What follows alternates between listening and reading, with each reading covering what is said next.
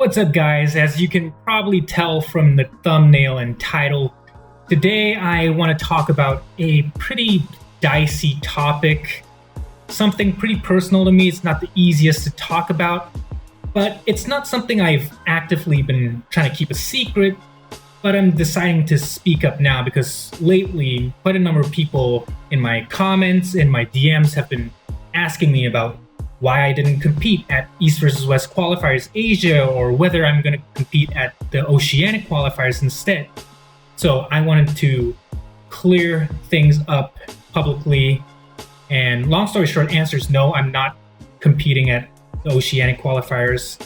And firstly, I want to frame this by bringing up the ban wars or contract wars by Sean Hancock and Paul Italia recently, because this is very closely related to them. So if you haven't watched the videos on that, you can check those out first to sort of get the context for why I'm choosing to speak up about this now. And before I go a little bit deeper into my own personal perspective, I want to give a short history on the whole IFA WAF landscape in the arm wrestling world, because I know a lot of you, although you are ardent followers of arm wrestling, you may not know that side of things, the more political side of things that nobody honestly really cares about, but it does affect us athletes pretty deeply.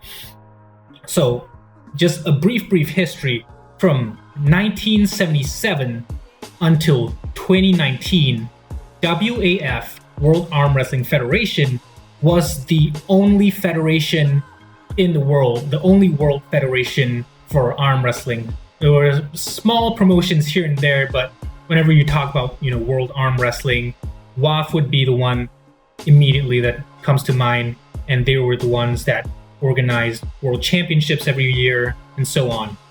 Fast forward to 2019, there was a split between WAF and IFA. IFA is the International Federation of Arm Wrestling, and why they split, I could go on and on about the reasons, but basically corruption, disagreements between people inside. If you want another person's perspective on this whole thing, you can take a look at the Yordan Tsonev interview that he did with Be Strong Arm Wrestling. I think that was an amazing video that shows a very personal account of how arm wrestling under WAF has affected Yordan and some of the other Bulgarian athletes personally. Going back to real life, for him, I don't know what's like 1% or...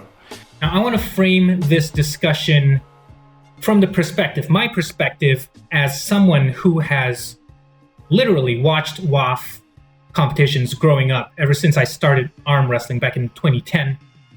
And as someone who has also actively promoted WAF competitions even up till last year, praising them both publicly and privately as well.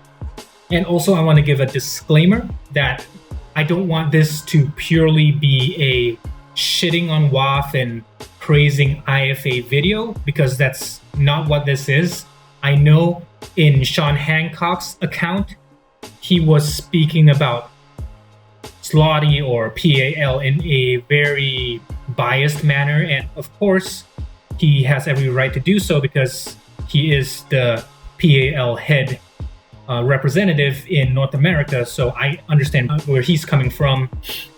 But in his perspective, he spoke of guys like Igor Mazurenko in a very deified manner. In fact, he did use the word like God. He said Igor Mazurenko was the god of promotion, which maybe he very well could be, but the way Sean Hancock framed it was a little bit too biased. In my perspective, I fully understand that IFA is not perfect. I am very sure that there may be people in the IFA organization who may not be the best humans who should be in the position of power. But yeah, that's how I want to frame this video. So first of all, I want to talk about why I'm banned by WAF. Well, to explain that, I have to talk about how I found out I was banned. So initially, there was supposed to be another Asian qualifiers in Singapore. So most of you who've been watching my channel know that there was the East versus West qualifiers in Philippines that happened pretty recently. It was a great event. It was organized by the Cebu Pullers organization in Philippines. Awesome event. I'm so proud of what they have done and the level of competition that they were able to bring out for that competition, for that event.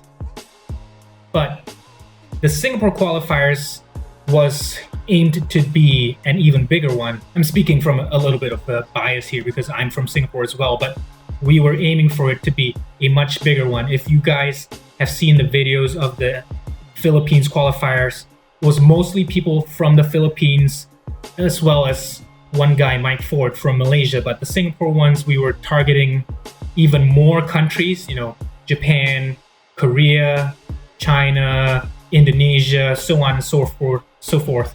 So way more Asian countries were expected to join, but it fell through. And why did it fall through? Well, it's because I and many of my other teammates and friends in Singapore, as well as other arm wrestlers in the region, have been banned by WAF, sanctioned, restricted, what you want to call it. And the reason being is that we competed at the IFA World Championships back in 2023. So that is why I am banned and why many of the other athletes in my region are banned by WAF. Now, is this Engin's fault? No, it is not Engin's fault. I can say with certainty, I've spoken with Engin directly, and he is as unhappy as you can be as a promoter of the sport who wants as many people to compete under your banner as possible, and also as a fan of the sport. As many of you guys know, there is no bigger fan of arm wrestling than Engin Terzi, and so it very clearly he does not want this restriction, these bans to happen, but his hands are tied. He's talked about it before. If he has IFA affiliated athletes at his events, then the Turkish Federation, because of their affiliation with WAF, could shut down East versus West. So totally not his fault. Now, what I've done so far to try and remedy this, I have tried to reach out to WAF. I have personally sent an email to their general secretary over at WAF, met with silence for 1-2 months now. Engin himself has tried to speak up to try and remedy this. No dice. So it is not for a lack of trying, but it just seems that for whatever reason, the guys at WAF don't want to open up the discussion for this topic, at least for me, for the Singaporean guys, and for the other people in our region.